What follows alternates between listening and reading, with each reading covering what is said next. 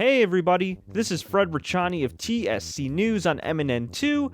Thanks for tuning into the show that gives you a special look at the world of combat sports and everything in between. On this morning's show, we have a special look at the New York International Auto Show, an awesome Throwback Thursday clip that ties into an upcoming event we're covering, as well as an in-depth interview. And let's kick things off with that in-depth interview with wrestling journalist Bryan Alvarez. We have right here on the line a very special guest. He is one of the most respected voices in pro wrestling and MMA broadcasting. He is the founder of the Figure 4 weekly newsletter, and he currently runs WrestlingObserver.com with his colleague Dave Meltzer. We're talking to Bryan Alvarez, Youth Wrestling Federation Hall of Famer. Bryan, how's it going? How you doing? Doing great, man. How's things in beautiful Bothell, Washington? Well, normally things are better. It's been the worst year of all time in terms of weather. Literally, we have never had a winter as bad as the one we've had. But other than that, things are great here in rainy Bothell, Washington.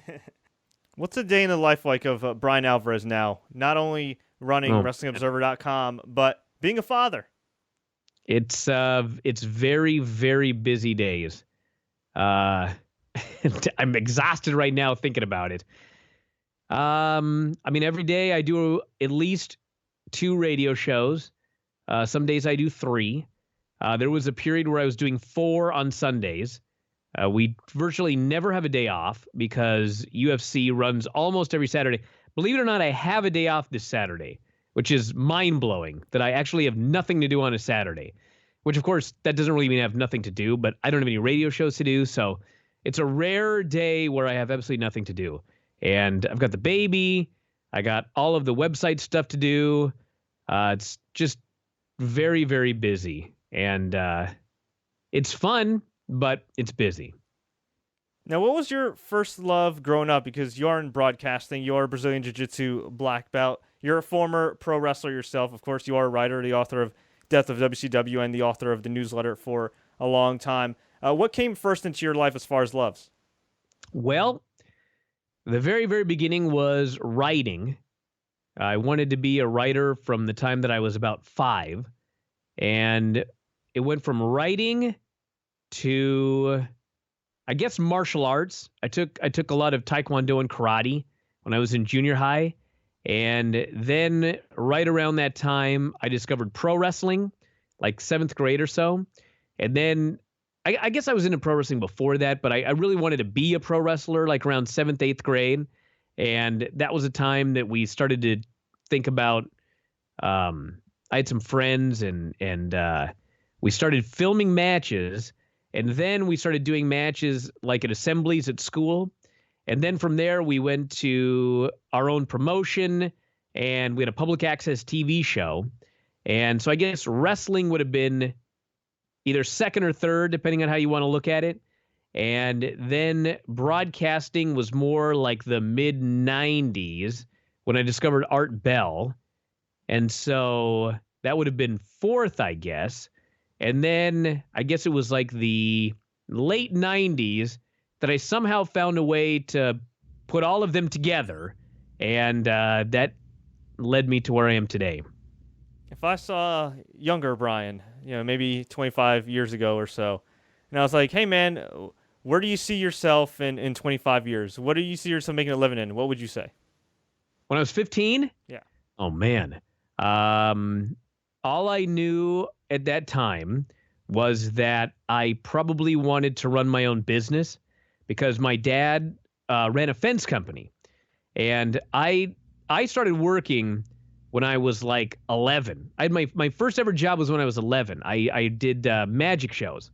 I would go. I actually put an ad in the paper for. I would go to kids' birthday parties and I would put on magic shows. And I was 11 years old, and my only requirement was no kids older than 11. Because I didn't want to be an 11-year-old going to like a 12-year-old's birthday party and doing a magic show. I thought I would just be heckled and belittled. And so I made sure as long as the birthday party was 11 or under, I would go and do magic shows. And I charged $20 for an hour of a magic show. And I thought I was ripping people off. And so I knew then that I probably was going to want to run my own business because shortly thereafter, like when I was 13 or 14, I started getting actual jobs. Like I worked at a gymnastics facility. I worked at a restaurant. I worked for my dad for a little while. And they all had the same thing in common, which was I had a boss, and I wasn't a big fan of that. So if you would have asked me when I was 15 what I was going to do, I would have said that I want to run my own business. And my best guess probably would have been that I would have been like a writer, like I would have been an author. I would just be writing books all the time. Your dad has a fence company. I got to ask you, did you ever commission him to create a steel cage? Yes, absolutely. He still has a fence company to this day, actually.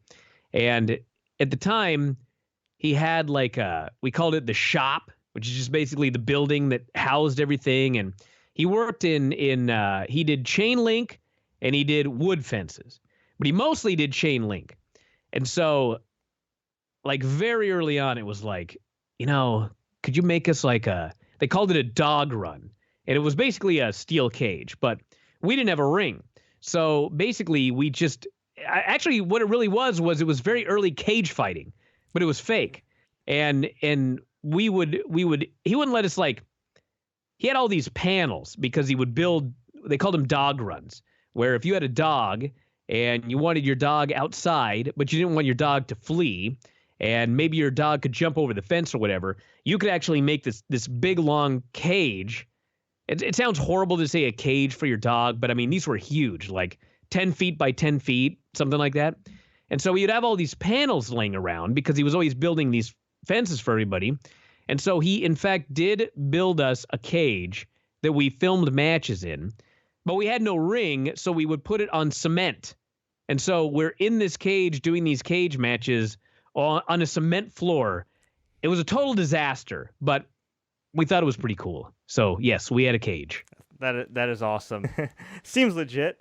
Now, when did you decide to actually get trained by a real professional? Well, I watched a lot of wrestling, and I was a gymnast. And so my friends and I were all wrestling fans. And so we would go to the gymnastics class, and we'd do gymnastics for an hour.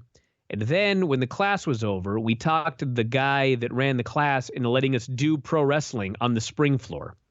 And we would set out all these crash pads. And I mean, the spring floor is way softer than an actual wrestling ring. I mean, it's exactly what it sounds like. It's a spring floor. There's springs underneath it. It's got like an inch and a half of foam, and then it's got the carpet over it. So we'd take that, and we'd lay like a 8-inch foam crash pad on top of it. And we would take bumps over and over again. We'd take backdrops. We'd take bumps. We trained ourselves. And so we'd watch the shows and we'd practice moves, totally self-trained. And so one day I discovered that there was an old wrestler who lived in Everett, which was about 20 minutes from my house. And I can't remember how I got a hold of the guy. I mean, maybe he just had a phone number and I called him, but I went out there because he had a ring. And I decided, you know what? We're doing all this stuff. I mean, to us, it looked awesome, but we probably should train because that's what professionals do, right? We train. So I went out there to this guy's place and he charged $100 a class. And the class was like 2 hours. And the first day that I was there, all he did, he pretended like it was real, and he would teach us like really basic chain wrestling. Like, this is how you do a hammer lock, and this is how you reverse into another hammer lock, and this is how you do a headlock, and this is how you go from a headlock to a top wrist lock. And it's like, we did all this stuff watching TV. Like, I was learning nothing. I was being charged an exorbitant amount of money for a 15-year-old in the 90s. And so I went to like 3 of them, and then I never went back. And we just continued to be self-taught. And then when I finally got into wrestling, I mean, I had no official training, but I could do everything except run the ropes because we never had the opportunity to practice running the ropes. But I could take bumps. I could do all the moves. I mean, there was really nothing that I really needed help learning. So once we did our first match and the promoter was like, I mean, he was hurting for talent because he goes, come back for all the shows. You can work all the shows. So me and my buddies, then we all started working out together, and some of my other buddies had a little bit of training. And so then they kind of showed me some stuff. And honestly, the hardest thing was learning how to run the ropes and then learning basic tackle, drop down, hip toss, just like basic sequences. And so that's pretty much all of my training was before shows. Every now and then we'd show up to training and run over some stuff, but I never had like what the people have today, which is, you could go to Landstorm school in 12 weeks, get a crash course, and come out of it a good worker. I mean, there was none of that back then. It was, learn some stuff from a guy taking your money, or if you found a guy that liked you, he would take you under his wing and you would do matches with him, and you would learn on the job, so to speak. We'll be back with more with Bryan Alvarez in just a little bit, but I want to tell you guys about our trip to the New York International Auto Show. If you've never been to the auto show, it's been going on since 1900. I didn't stutter, since 1900, and since the late 80s, it's been taking place at the Jacob Javits Center, which is pretty accessible in New York City, and this is one show you don't want to miss. If you love cars, it's definitely the event for you. Concept cars, brand new cars, classic cars, all kinds of presentations. I had a chance to try the Toyota obstacle course. I did the same thing with the Jeep, had a whole lot of fun. Even if you're somebody that's not into cars, if you're in the neck of the woods, why not stop by? For a few bucks, you could check out the cars, maybe take a few for a test drive, and get a look to the future of automobiles. There was everybody there. Honda, Toyota, Mercedes, Maserati, Lamborghini, Bentley, you name it, it was there. So next year, when the auto show comes around to Jacob Javits Center once again, I suggest you punch your ticket. Speaking of punching tickets, we'll be in attendance for the Ring of Honor War of the Worlds pay-per-view taking place this weekend, which features Ring of Honor stars taking on some of the best stars New Japan Pro Wrestling has to offer. And in this special Throwback Thursday clip, we chat with one of the legends of New Japan Pro Wrestling, a man who paved the way for cruiserweights today, Jushin Thunder Liger. Joined by professional wrestling legend Jushin Thunder Liger. And sir, what brings you here today at Pro Wrestling Syndicate? プロレスリングティケットってどういう印象ですか？いやもうファンも熱いし素晴らしい選手が集まってるんで、はい。Audience is a very big fans and many good wrestlers gathered under this company. For just the one last one for Jushin, you've been wrestling for quite a long time at a very high level. How long do you see yourself still wrestling in the ring? 長年ハイレベルの戦いを続けてきてますけども、それはどういう理由、どういうことを大事にしてますか？やはり練習と食事ですね。He's keep good condition and for the many train and the eat food, keep a good condition is the best. Is for the great matches. New Japan Wrestling is a high level, keep high level, and many good wrestlers come here and train and keep good condition and keep and many around the skill, the high flying technique, ground wrestling, submissions, and kicking, punching, chopping. And,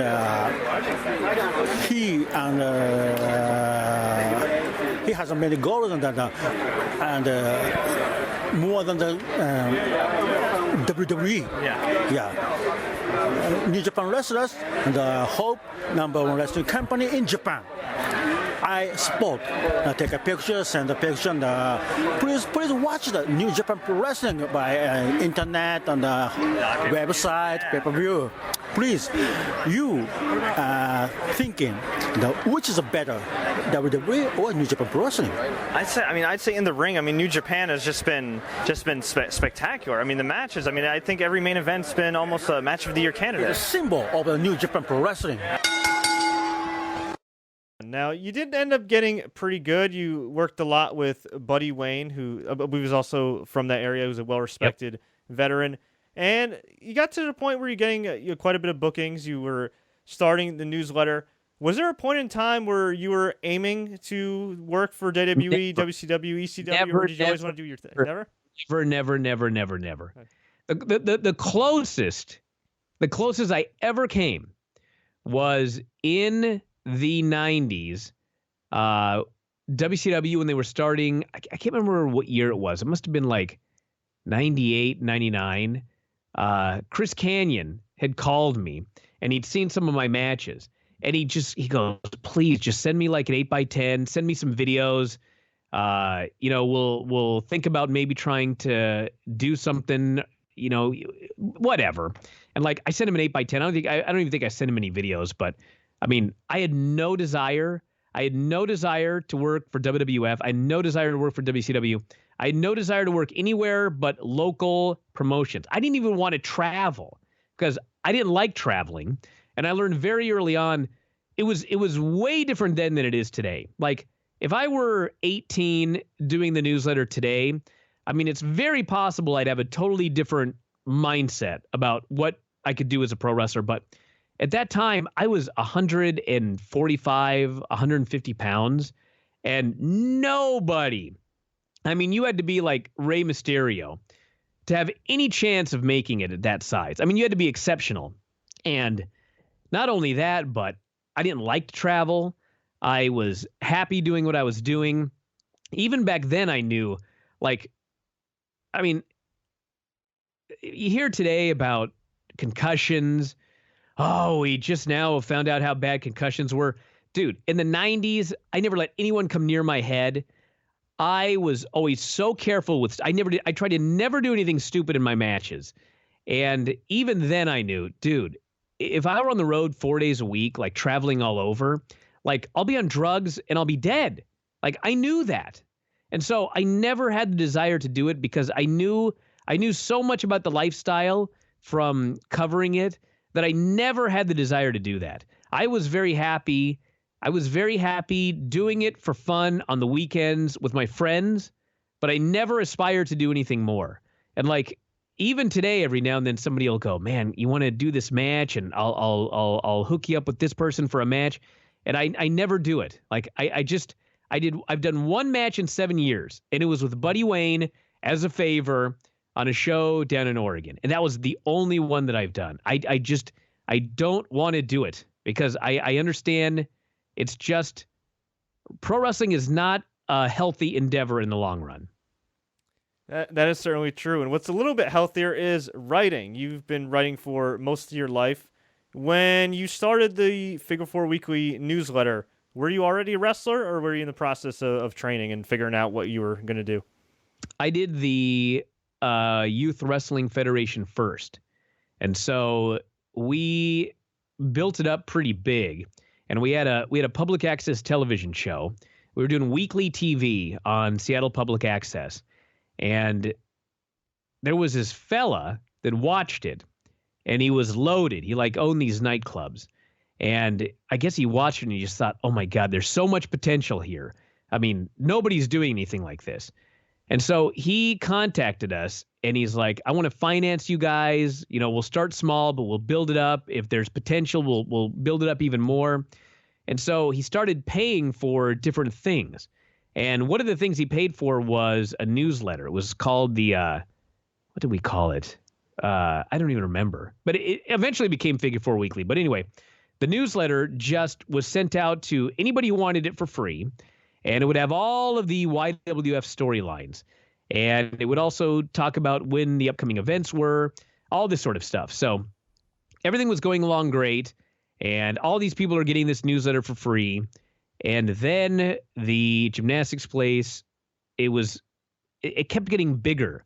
And we were running shows, and more people were showing up. And we had all these wrestlers. And finally, one day, the gymnastics place was like, okay, listen, this was cool, but if somebody dies, like our insurance doesn't cover pro wrestling, it covers gymnastics. And so we're not going to let you run here anymore unless you get insurance covering all of your pro wrestlers for pro wrestling. So we investigated that, and the amount of money required to insure all of the crazy teenagers doing pro wrestling at a gymnastics facility was too much for this guy to pay. And so that was the end of the Youth Wrestling Federation. And so once the promotion shut down, I still had this mailing list. And I'd always thought about doing some sort of wrestling newsletter. I didn't even know anything about The Torch. I didn't know anything about The Observer. I didn't know anything. The only thing I knew was that Pro Wrestling Illustrated had a weekly newsletter that I subscribed to. And with all due respect, it sucked. It had a little bit of news on page 1. That news continued for half of page 4, and the inside was nothing but results. Now, if I'd ever seen an Observer, I would have known better than to try to do it myself. But I hadn't. And so I thought, I can do better than this. I can do better than PWI Insider. And so I decided that I was going to start an Insider Wrestling newsletter.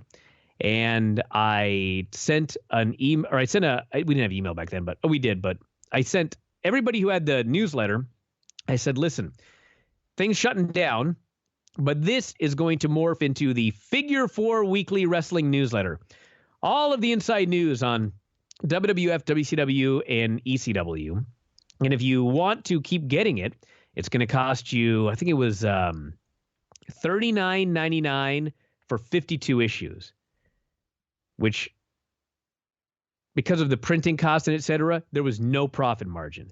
I didn't think this out very well, but I think it was something like 37 people took me up on the offer, and that was the beginning of Figure 4 Weekly, and the rest is history.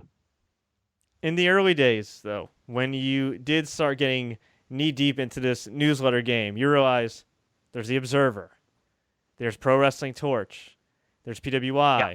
You, of course, have the hotlines with WWF and WCW. I think even ECW had a hotline at one point. Pro Wrestling Illustrated. So, essentially, you were kind of like the young gun in the game.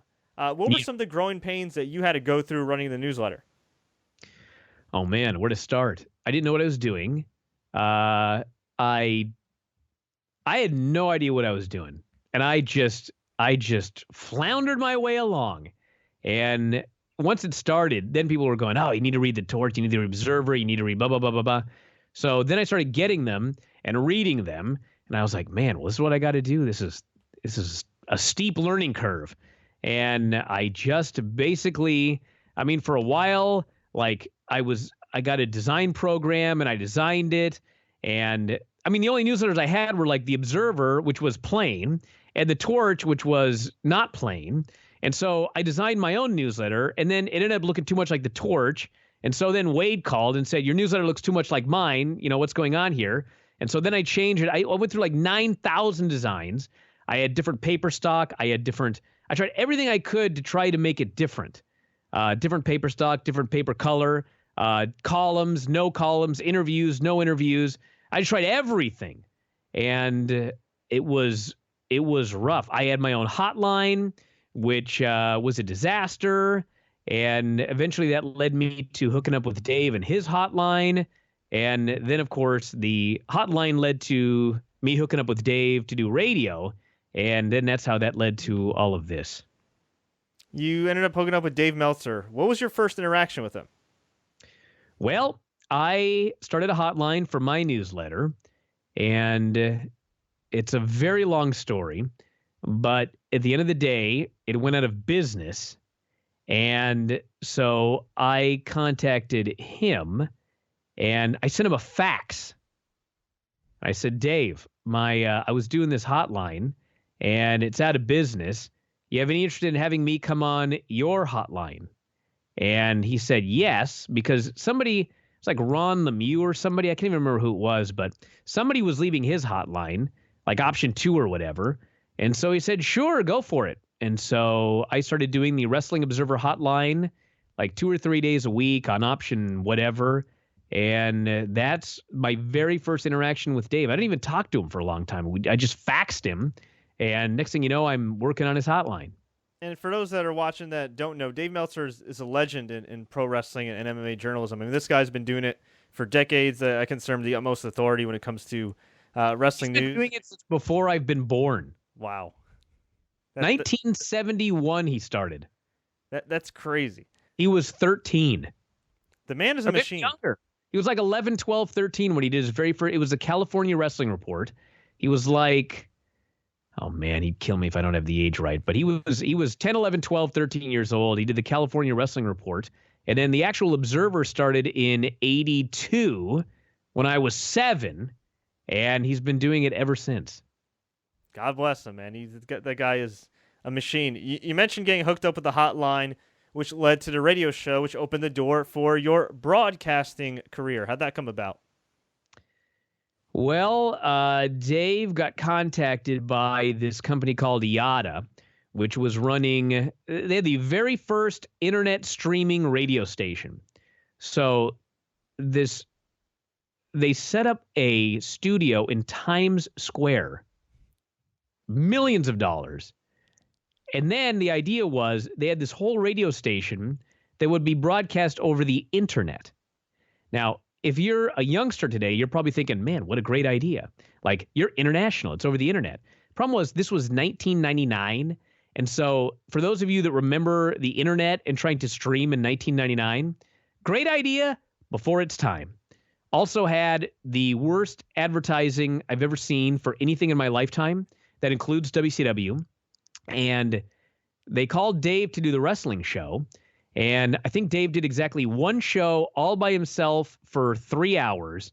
And then called me and said, hey, you want to come on and help out? We'll bounce ideas off each other. And so I came on, and originally I was just like, the first 10 minutes we'd go over the news, and then I'd get out of there because I had to coach gymnastics. But after a while, I became the permanent co-host. And it was the #1 show on IATA, but unfortunately, IATA went out of business. And so we were the last show before they pulled the plug. And very shortly thereafter, the people at Sports Byline USA in San Francisco, because Dave's in San Jose, they said, Dave, why don't we just pick up Observer Live? And we'll put it on over-the-air radio on the Sports Byline USA radio network. And Dave said, sure. And so Dave and I did the show together for probably mid-2000s. And at that point, he dropped off and I took over. And so I've been doing it ever since. And now I do it with Mike Sempervive. Well, folks, I hope you enjoyed that episode of TSC News. We'll be back next week with part 2 of our interview with Bryan Alvarez, the return of Scott Anderson's Fast Facts, and a special preview of WWE Backlash. Until then, as always, enjoy the matches.